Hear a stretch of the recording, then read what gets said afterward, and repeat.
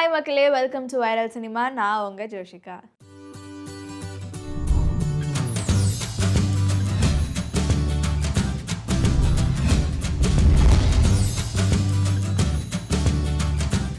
இன்னைக்கு first news என்ன சொல்ல போறேன் அப்படின்னு பாத்தீங்கன்னா, எஸ்டிஆர் சார் வெற்றிமாறன் சார் டைரக்ஷன்ல எஸ்டிஆர் 49 படத்துல நடிக்க போறாங்க. நம்ம எல்லாருக்குமே தெரியும். ஸோ அந்த படத்தோட ஷூட்டிங் தீபாவளிக்கு அப்புறம் ஸ்டார்ட் பண்ண போறதா ஒரு பிளான் பண்ணிருக்காங்க. ஸோ இந்த படத்துல எஸ்டிஆர் சாருக்கு பேரா யார் நடிக்க போறாங்கன்றது இன்னும் கன்ஃபார்ம் ஆகல. ஸோ 3 டாப் ஹீரோயின்ஸ் இருக்காங்க. ஸோ அதுல யாரு அப்படிங்கிறது கன்ஃபார்ம் ஆகல. இன்னொரு சைடு வந்துட்டு சமந்தா மேவா தான் இருப்பாங்க அப்படிங்கிற மாதிரி 90% சொல்லிட்டு இருக்காங்க. ஸோ இது வரைக்கும் இந்த மாதிரி ஒரு பேரை நம்ம பார்த்திருக்க மாட்டோம். ஃபார் த ஃபர்ஸ்ட் டைம் இந்த ஒரு பேரை பார்க்க போறோம். ஸோ இந்த பேர் ஓகே ஆச்சுன்னா கண்டிப்பா சில்வர் ஸ்கிரீன்ல பாக்குறதுக்கு செமையா இருக்கும். தீபாவளிக்கு அப்புறம் இந்த படத்தோட ஷூட்டிங் ஸ்டார்ட் பண்றதா ஒரு பிளான் பண்ணிருக்காங்க. சோ இந்த படத்தோட ஃபர்ஸ்ட் ஷெட்யூல் முடிஞ்சதுக்கு அப்புறம் நம்ம எல்லாருக்குமே தெரியும் சிம்பு சார் வந்துட்டு அஸ்வத் மாரிமுத்து சார் டைரக்ஷன்ல படம் பண்ண போறாங்கன்னு. சோ பேரலலா கண்டினியூஸா வந்துட்டு இந்த ரெண்டு படத்தையுமே அட் a டைம்ல வந்துட்டு பண்ண போறதா ஒரு செய்தி வந்திருக்கு. அண்ட் நம்ம எல்லாருக்குமே தெரியும் இந்த படத்தோட ஒரு சின்ன ப்ரோமோ வந்துட்டு அக்டோபர் 4 அன்னைக்கு ரிலீஸ் பண்ண போறதா ஒரு செய்தி வந்திருந்தது. பட் சில பல காரணத்தினால அந்த படத்தோட ப்ரோமோ வீடியோ வந்துட்டு போஸ்ட்போன் பண்ணி வச்சிருந்தாங்க. அதாவது அக்டோபர் 16 அன்னைக்கு அந்த படத்தோட ப்ரோமோ வீடியோ ரிலீஸ் பண்ண போறதா சொல்லியிருந்தாங்க நம்ம அனிருத் சாரோட பர்த்டே அன்னைக்கு. சோ இந்த படத்துக்கு வந்துட்டு மியூசிக் டைரக்டர் அனிருத் சார் தான் கன்ஃபார்ம் ஆயிருக்காரு. சோ அவர் தான் இந்த படத்துக்கு மியூசிக் டைரக்ட் பண்ண போறாங்க. அண்ட் இப்போ Simbu sir, Vetrimaaran sir, Anirudh sir இந்த காம்போவை பார்க்கறதுக்காக எத்தனை பேர் ரொம்ப ஆர்வமா காத்துட்டு இருக்கீங்கிறது கீழே கமெண்ட்ல சொல்லுங்க. மாரி செல்வராஜ் சாரோட டைரக்ஷனாலே ஒரு தனியா ஒரு யூனிக்கா இருக்கும். இதுக்கு மேலே நிறைய படங்கள் அவர் டைரக்ட் பண்ணியிருக்காரு. ஸோ முக்கியமா இந்த வாழை படம் பார்த்துட்டு நிறைய பேர் வந்துட்டு அழுதாங்க அண்ட் மாரி செல்வராஜ் சாரை பாராட்டி இருந்தாங்க. அண்ட் உங்க லைஃப்ல இவ்வளோ கஷ்டப்பட்டு இருக்கீங்களா அப்படின்னு சொல்லிட்டு நிறைய பேர் கேட்டாங்க. ஏன்னா அந்த படமே மாரி செல்வராஜ் சாரோட வாழ்க்கையில் நடந்த ஒரு விஷயத்தை தான் வந்துட்டு படமா எடுத்திருக்காங்க. அந்த படத்துக்கு அப்புறம் நிறைய படங்களை வந்துட்டு அவர் டைரக்ட் பண்றாரு. அண்ட் இப்போ deputy chief minister Udhayanidhi Stalin சாரோட மகனான இன்பநிதி ஸ்டாலினை இப்போ ஒரு படத்துல ஹீரோவா நம்ம பார்க்க போறோம். ஸோ அவர் ஹீரோவா களமிறங்க போறாரு. அண்ட் அந்த படத்தை மாரி செல்வராஜ் சார் தான் டைரக்ட் பண்ண போறாங்க. ஸோ அவர் ஆக்டிங் குள்ள வராருங்கிறதுனாலே அவர் வந்துட்டு ஆக்டிங் கிளாஸ்ல போயிட்டு பயங்கரமா பயிற்சி எடுத்துட்டு இருக்காங்க. ஸோ ஹீரோவா நடிக்க போறாரு. ஹீரோவா நம்ம அவரை பார்க்க போறோம். ஸோ நம்ம எல்லாருக்குமே தெரியும் மாரி செல்வராஜ் சார் வந்துட்டு கார்த்திக் அண்ட் தனுஷ் சார் வச்சு அடுத்து படம் பண்ண போறதா இருந்தாங்க. பட் இப்போ வந்துட்டு அடுத்ததா இன்பநிதி ஸ்டாலின் வச்சு ஒரு படம் பண்ணிட்டு அதுக்கப்புறம் தான் இவங்க ரெண்டு பேரை வச்சு படம் பண்ண போறதா ஒரு செய்தி வந்திருக்கு. இப்போ ரீசெண்டா ரெட் ஜெயிண்டோட தலைமை பொறுப்பை உதயநிதி ஸ்டாலின் சார் கிட்ட இருந்து அவங்க மகன் இன்பநிதிக்கு மாறி இருக்கு. காந்தாரா சாப்டர் 1 அண்ட் இட்லி கடை படம் அடுத்தடுத்த நாள் ரிலீஸ் ஆச்சு. ஸோ இட்லி கடை படத்துக்கு நிறைய விதமா வந்துட்டு ப்ரமோஷன் பண்ணாங்க தமிழ்நாட்டில். ஆனா காந்தாரா சாப்டர் 1க்கு தமிழ்நாட்டில் எந்த ஒரு ப்ரமோஷனுமே பெருசா நடக்கல. இருந்தாலுமே இந்த ரெண்டு படத்தோட கம்பேர் பண்ண போது இட்லி கடையை விட காந்தாரா சாப்டர் 1 வந்துட்டு தமிழ்நாட்டில் ஒரு பெரிய வரவேற்பு பெற்றிருக்கு. அண்ட் வசூல் ரீதியாகவும் வந்துட்டு பிச்சுட்டு போகுதுன்னு கூட சொல்லலாம். ஸோ அந்த வகையில் இந்த படம் ரிலீஸ் ஆகி 6 நாள்ல 427 கோடி வசூல் செஞ்சிருக்கு. ஸோ 6 நாள்லே இந்த படம் வந்துட்டு இவ்வளோ வசூல் செஞ்சுருக்குன்னா ஸோ இந்த படத்து மேலே எல்லாருமே ஒரு 1000 கோடிக்கு மேலே வசூல் செய்யும் அப்படிங்கிற மாதிரி ஒரு எதிர்பார்ப்போட காத்துட்டு இருக்காங்க. கண்டிப்பாக லைக் ஆடியன்ஸ் சொன்ன மாதிரி இந்த படத்தில் இருக்க விஎஃப்எக்ஸ் எல்லாமே செம்மையாக இருக்குது. கான்செப்ட் வைஸாக அவ்வளோ அழகாக இருக்குது. கண்டிப்பாக இந்த படம் வந்துட்டு 1000 கோடி வசூலை தாண்டிடும் அப்படின்னு சொல்லிட்டு எல்லாருமே நம்பிட்டு இருக்காங்க.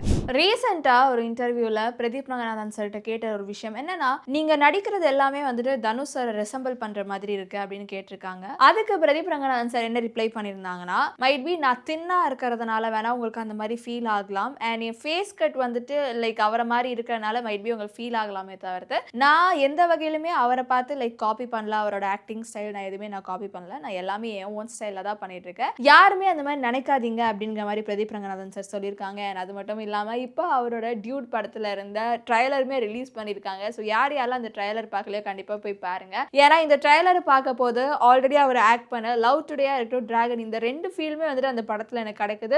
அண்ட் அந்த ட்ரைலர்லேயே அந்த ஊரும் பிளட் அந்த சாங் அந்த லைனுமே வந்துட்டு மர்ஜ் பண்ணியிருக்காங்க. அது ஒரு மாதிரி ஸ்மூத்தாக. ஸோ அந்த ட்ரைலரில் மமிதா பைஜு பிரதீப் ரங்கநாதனை எப்படி பார்க்க பொழுது அந்த ஒரு சாய் அபியாங்கரோட வாய்ஸ் வந்திருக்கும். அது ஒரு மாதிரி கூஸ் பம்ஸாக இருந்தது அந்த சீன் பார்க்க பொழுது. தாலிக்கு மரியாதை இல்லை, அந்த சைடு இருக்க அந்த பொண்ணோட மனசுக்கு தான் இங்கே மரியாதை அப்படிங்கிற மாதிரி அந்த ட்ரைலரோட எண்டில் காமிச்சிருப்பாங்க. அது பார்க்க போது லிட்ரலி ஆமாம் ஆக்சுவலி அதுதான் உண்மைங்கிற மாதிரி இருந்தது. ஸோ அந்த படத்தோட டேரக்டர் கீர்த்திஸ்வரன் சார் வந்துட்டு அவ்வளோ அழகாக வந்துட்டு கன்வே பண்ணியிருக்காங்க. ஸோ இந்த படத்தோட ட்ரைலர் பார்க்க போது ஸோ இதில் ஃபன் இருக்க போது, என்டர்டைன்மெண்ட் இருக்க போது, ஆக்ஷனுமே இருக்குது. ஸோ கண்டிப்பாக இந்த ட்ரைலர் பார்த்துட்டு எப்படி இருந்ததுங்கிறது கீழே கமெண்ட்டில் சொல்லுங்கள். டியூட் படத்தை தெலுங்கு இண்டஸ்ட்ரியிலும் ரிலீஸ் பண்ணலாம் அப்படிங்கிற மாதிரி ஒரு ஐடியாவில் இருக்காங்க. ஸோ அந்த தெலுங்கு இண்டஸ்ட்ரியில் ரிலீஸ் பண்ணோன்னா ஸோ பிரதீப் ரங்கநாதன் ரங்கநாதன் சாரோட வாய்ஸ்க்கு யாராவது டப் பண்ணும். ஸோ பிரதீப் ரங்கநாதன் சார் நானே டப் பண்ணலாம் அப்படிங்கிற மாதிரி இருக்கேன்னு சொல்லியிருக்காங்க. இஃப் இட் இஸ் லைக் அவரோட அந்த ஸ்டைல் அந்த ஸ்லாங் வந்துட்டு மேட்ச் ஆச்சுன்னா கண்டிப்பாக வந்துட்டு அவரோட டப்பிங் வாய்ஸ் தான் தெலுங்குல வரப்போகுது. ஸோ மைத்திரி கூட எனக்கு சேர்ந்து ஒர்க் பண்ணும் அண்ட் என்னோட மார்க்கெட் லெவலில் வந்துட்டு எனக்கு தெலுங்கு இண்டஸ்ட்ரியிலும் எக்ஸ்பேண்ட் பண்ணணும்னு ஆசையாக இருக்குங்கிற மாதிரி பிரதீப் ரங்கநாதன் சார் சொல்லியிருக்காங்க. விஷ்ணு எடவன் சார் டைரக்ஷனில் கவின் அண்ட் நயன்தாரா மேம் நடிக்க போகிறாங்க. ஸோ நிறைய பேர் வந்துட்டு இந்த ஒரு நியூஸ் கேட்டதுக்கு அப்புறம் லைக் சோஷியல் மீடியாவில் ரொம்ப வைரலாக இருந்த ஒரு விஷயம் என்னன்னா, இந்த பேர் எப்படி மேட்ச் ஆகும், இந்த பேர் ஓகே ஆகுமா, ஸ்க்ரீனில் பார்க்க போது நல்லா இருக்குமா அப்படிங்கிற ஒரு டாக்ஸ் நிறையவே போயிட்டு இருந்தது. பட் என்னதான் அவங்க சொன்னாலுமே எல்லா பேருமே அழகாக தாங்க இருக்கும். அந்த கான்செப்ட் அழகாக இருந்துச்சுன்னா கண்டிப்பாக அந்த பேருமே வந்துட்டு அழகாக இருக்கும். ஸோ அந்த வகையில் என்ன படத்தில் இவங்க நடிக்க போகிறாங்கன்னா, ஹாய்ங்கிற படத்தில் அவங்க நடிக்க போகிறாங்க. ஸோ இந்த படத்தோட ஃபர்ஸ்ட் லுக் போஸ்டருமே ரிலீஸ் பண்ணியிருக்காங்க. ஸோ யார் யார் பார்க்கல கண்டிப்பாக பாருங்க. அண்ட் இந்த படம் வந்துட்டு ஃபுல் அண்ட் ஃபுல் வந்துட்டு பேஸ்ட் ஆன் ஒரு ஃபேமிலி ட்ராமாவாக இருக்க போது ஸோ கண்டிப்பாக எல்லா ஃபேமிலிஸுக்குமே என்டர்டைன் பண்ணுற மாதிரி தான் இந்த படம் இருக்க போகிறதா நான் நினைக்கிறேன். நயன்தாரா மேம் அவங்களோட இன்ஸ்டா பேஜ் ஸ்டோரியில் ஒரு ஸ்டோரி போட்டிருந்தாங்க. என்னன்னா, இந்த மாதிரி நான் கேமரா முன்னாடி வந்து நின்று 22 வருஷம் ஆகுது. ஆனால் எனக்கு தெரியவே தெரியாது இந்த சினிமா தான் என்னோட லவ் ஆஃப் மை லைஃப் ஆகும் நான் நினச்சி கூட பார்க்கல அப்படிங்கிற மாதிரி சொல்லியிருந்தாங்க. ஆக்சுவலாக அவங்க என்ன லெட்டரில் எழுதியிருந்தாங்கன்னா, 22 years since I first stood in front of the camera. Not knowing movies would become the love of my life. Every frame, every shot, every silence shaped me, healed me and made me who am I. Forever grateful அப்படின்னு அழகாக எழுதி முடிச்சிருக்காங்க. So இந்த ஒரு போஸ்ட்டை வந்துட்டு இன்ஸ்டாவில் அவங்க ஸ்டோரியாக போட்டிருக்காங்க. ஸோ இவ்வளோ அழகான ஒரு சூப்பரான ஒரு விஷயத்தை வந்துட்டு அவர் இன்ஸ்டா ஸ்டோரியில் வந்துட்டு எல்லாருக்காக அவங்க ஷேர் பண்ணியிருக்காங்க. அதாவது சினிமா தான் என்னோட லவ் ஆஃப் மை லைஃபாக மாறி இருக்கு. ஸோ 22 வருஷம் ஆச்சு நான் கேமரா முன்னாடி வந்து நின்று. ஸோ நான் எப்போதுமே இந்த சினிமாவுக்கு ஃபாரெவர் கிரேட்ஃபுல்லாக இருப்பேங்கிற மாதிரி சொல்லியிருக்காங்க.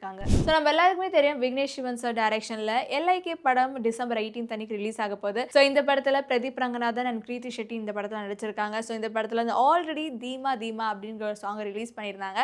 ஸோ அந்த பாட்டுக்கு ரசிகர்கள் மத்தியில் ஒரு நல்ல ஒரு வரவேற்பு இருந்தது. அந்த படத்தோட ட்ரைலருமே ஆல்ரெடி ரிலீஸ் பண்ணிட்டாங்க. யார் யாரெல்லாம் பார்க்கல கண்டிப்பாக போய் பாருங்க. ஸோ அந்த ட்ரைலரில் லைக் நெக்ஸ்ட் ஜென்ரேஷன் எப்படி இருப்பாங்க அப்படிங்கிற மாதிரி அழகாக காமிச்சிருப்பாங்க.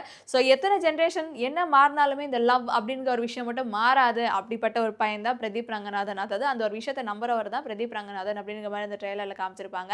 அண்ட் இந்த ட்ரைலரில் என்னது எனக்கு என்ன யாரும் இல்லையே உனக்கு அது தோணவில்லையே அந்த சாங்குமே ஆட் பண்ணியிருக்காங்க. ஸோ அந்த ஒரு பாட்டுக்காக எல்லாருமே இந்த படத்தை பார்த்தே ஆகணும்னு சொல்லிட்டு எல்லாருமே ஆர்வமாக காத்துட்டு இருக்க வகையில் இப்போ ஒரு செய்தி வந்திருந்தது. என்னன்னா, இந்த படத்தை ஃபர்ஸ்ட் சிவகார்த்திகேயன் சார் வச்சு தான் பிளான் பண்ணியிருக்காங்க லீட் ரோலுக்கு. ஸோ அப்போ விக்னேஷ் சிவன் சார் வந்துட்டு இந்த படத்துக்கு 130 crores பட்ஜெட்டை வந்துட்டு ஃபிக்ஸ் பண்ணியிருந்தாங்க. ஸோ அதுக்கப்புறம் பிரதீப் ரங்கநாதன் சார் வந்துட்டு இந்த ப்ராஜெக்டை டேக் ஓவர் பண்ணதுக்கப்புறம் 90 to 95 crores பிளான் பண்ணியிருந்தாங்க. ஆக்சுவலாக இந்த படத்துக்கு 70 crores தான் பிளான் பண்ணியிருக்கதா ஒரு செய்தி வந்திருக்கு. புச்சி பாபு சனா டைரக்ஷன்ல பெடி படத்துல ராம் சரண் நடிக்கிறாங்க. ஸோ தெலுங்கு இண்டஸ்ட்ரியே இந்த ஒரு படத்துக்காக தான் ரொம்ப ஆர்வமாக காத்துட்டு இருக்காங்க. ஏன்னா ராம் சரண் சார் இதுக்கு முன்னாடி நிறைய படங்கள் நடிச்சிருக்காங்க. ஆனால் பேன் இந்தியா அளவில் ஃபேமஸான ஒரு படம்னா RRR. ஸோ RRR இந்த படத்தை பார்த்துட்டு அவரோட ஆக்டிங் வைஸ் எல்லாருமே ரசிச்சிருந்தாங்க. ஸோ அதுக்கப்புறம் அவர் கடைசியாக நடிச்ச படம் வந்துட்டு சங்கர் சார் டைரக்ஷன்ல கேம் சேஞ்சர் படத்தில் அவங்க நடிச்சிருப்பாங்க. ஸோ இப்போ தெலுங்கு இண்டஸ்ட்ரியே இந்த பெடி படத்துக்காக ரொம்ப ஆர்வமாக காத்துட்டு இருக்காங்க. ஸோ இந்த படத்தில் புச்சி பாபு சனா சார் வந்துட்டு டோட்டலாக வேற ஒரு அவதாரில் ராம் சரண் சாரை காமிக்க போகிறதா ஒரு செய்தி வந்திருக்கு. ஸோ அது மட்டும் இல்லாமல் இந்த படத்தோட கோரியோகிராஃபர் வேறு யாருமே இல்லை, Johnny master. So Johnny master நம்ம எல்லாருக்குமே தெரியும் நிறைய படத்துக்கு நிறைய பாடல்களுக்கு கோரியோகிராஃபி பண்ணியிருக்காங்க.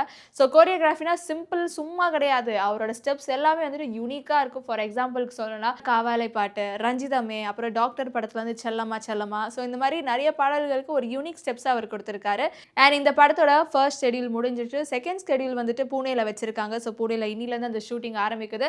அண்ட் 60% ஆஃப் எடிட்டிங்குமே முடிச்சிட்டாங்க. அதாவது எந்த அளவுக்கு அவங்க ஷூட் பண்ணி வச்சிருக்காங்களோ அந்த அளவுக்கு எடிட்டிங்குமே முடிச்சிட்டாங்க. ஸோ நம்ம எல்லாருக்குமே ஃபிலிம் கேமரா தெரியும். ஸோ ஃபிலிம் கேமராலாம் வந்துட்டு அந்த ஒரு ஜென்ரேஷனில் யூஸ் பண்ணிட்டு இருந்தாங்க. ஸோ இப்போ இருக்க ஜென்ரேஷனில் லைக் சில படத்துக்கு ரொம்ப ரேராக யூஸ் பண்ணுவாங்க. ஸோ அந்த வகையில் இந்த படத்தில் ஒரு போர்ஷனை வந்துட்டு ஃபிலிமில் ஷூட் பண்ணுறாங்க. அண்ட் இந்த படம் வேர்ல்டு வைடாக தியேட்டரில் March 27, 2026 ரிலீஸ் ஆக போகிறதா ஒரு செய்தி வந்திருக்கு.